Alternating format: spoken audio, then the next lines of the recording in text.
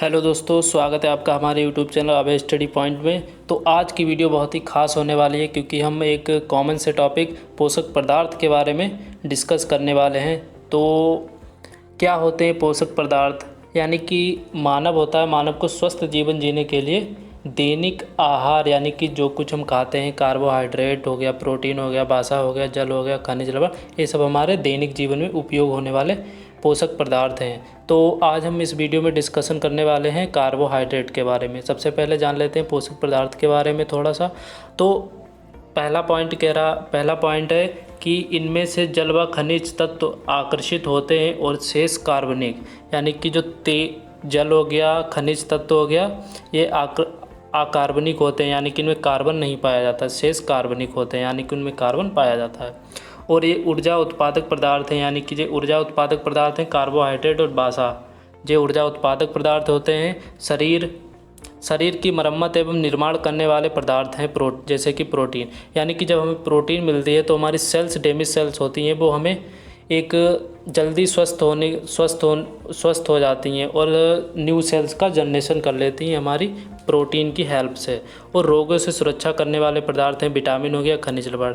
जब हमें कोई रोग हो जाता है तो हमें विटामिन की बहुत ही ज़्यादा आवश्यकता होती है और खनिज तत्व की।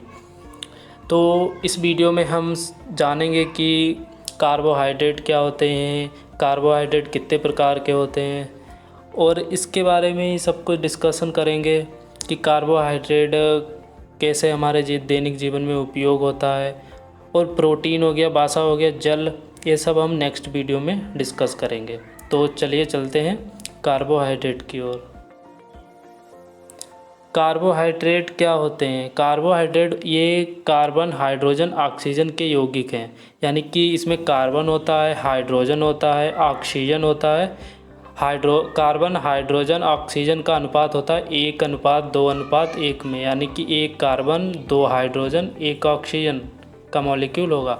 ये ऊर्जा का प्रमुख स्रोत होता है। यानी कि जो कार्बोहाइड्रेट होता है उसी से हमें ऊर्जा मिलती है। शरीर की ऊर्जा की आवश्यकता का 50 से 75% की पूर्ति करता है। यानी कि जो 50 से 75% की ऊर्जा हमारे शरीर में पूर्ति करता है। इससे प्रमुख स्रोत क्या हैं? गेहूँ हो गया, चावल हो गया, आलू हो गया, शकरकंद, बाजरा, फल, दूध आदि, ये सब हमारे कार्बोहाइड्रेट के मुख्य स्रोत होते हैं। यानी कि इनसे हमें कार्बोहाइड्रेट बहुत ही ज़्यादा मात्रा में मिलता है। 50 से 75% हमारे जो शरीर में कार्बोहाइड्रेट होता है वो हमें आलू, बाजरा, शकरकंद इत्यादि से हमें प्राप्त होता है। इनमें से जो चावल होता है वो भी हमें बहुत ही उपयोगी होता है। अब हम देखेंगे कि कार्बोहाइड्रेट कितने प्रकार के होते हैं।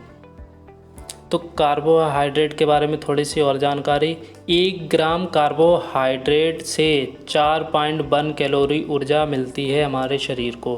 कार्बोहाइड्रेट हमारे शरीर का लगभग 1% भाग बनाते हैं और कार्बोहाइड्रेट ऊर्जा प्रदान करते हैं आर्थ्रोपोडा व बाह्य कंकाल बनाने की कोशिका भित्ति के निर्माण अनुवांशिकी पदार्थ के लिए कार्य करते हैं।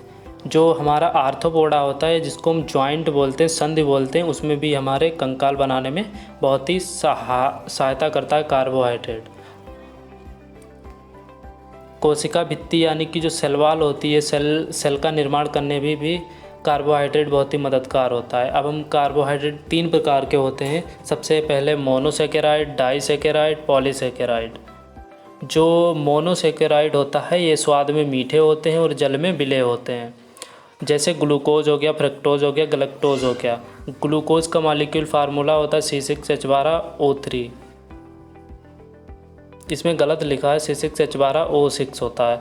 ये पके अंगूर में पाया जाता है। इसमें फ्रक्टोज की मात्रा मीठी शर्करा पाई जाती है। डाइसेकेराइड क्या होता है? ये स्वाद में मीठे और जल में विलय होते हैं, जैसे सुक्रोज, लैक्टोज। सुक्रोज का प्रमुख स्रोत से गन्ने, चुकंदर से प्राप्त होता है। माल्टोज अंकुरित बीजों तथा लैक्टोज दूध शर्करा। लैक्टोज होती है वो दूध में पाई जाने वाली शर्करा होती है। माता के जो दूध में लैक्टोज की मात्रा सबसे अधिक होती है। यानी कि जो माता होती हैं उनके दूध में लैक्टोज की मात्रा सबसे अधिक होती है। अगर जिसके लैक्टोज नहीं पाया जाता है तो उस कंडीशन को हम लैक्टोज इंटॉलरेंस कहते हैं। अब देखते हैं पॉलीसेकेराइड क्या होते हैं। हम लैक्टोज़ के बारे में थोड़ी सी जानकारी और देंगे।